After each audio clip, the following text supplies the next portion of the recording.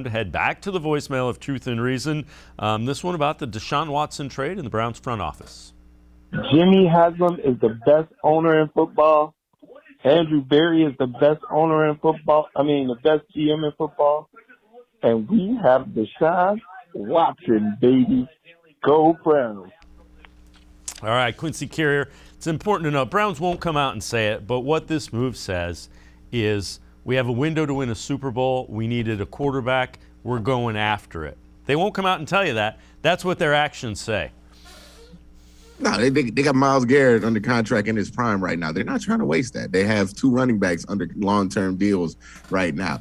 You really can't waste that, right? The thing about this whole situation was when people were like, hey, let's just wait it out with Baker Mayfield.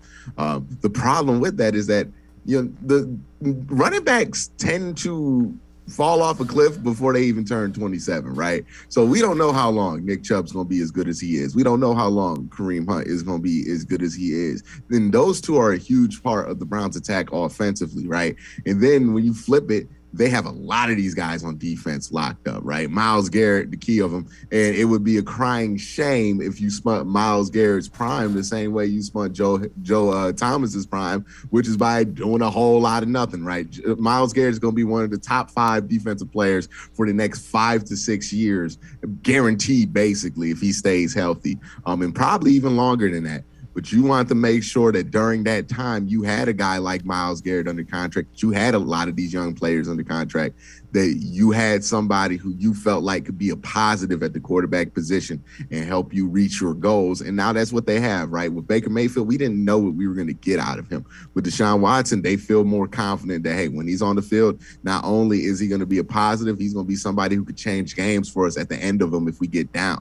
Now, all of a sudden, for the Cleveland Browns, if Deshaun Watson's out there, right, we go down 14. We ain't that worried about getting back because we know we can get the stops on defense.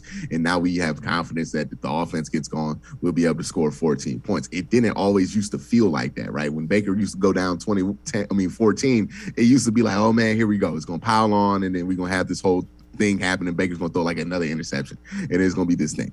But now you feel much better about your ability to come back. You feel much better about your ability to finish football games. You feel much better about your ability to win on a day-to-day basis just because you have a more consistent threat at quarterback. And let's be real here.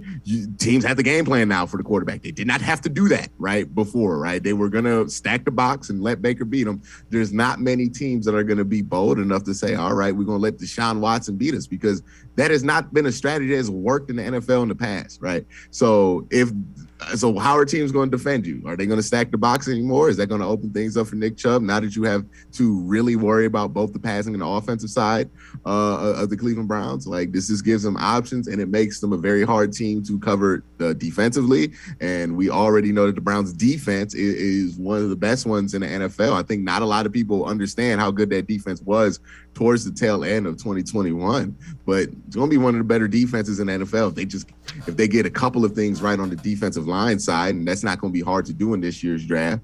They're probably going to be one of the best defenses again, and when you add that on top of a pretty good offense, you can see where this is going.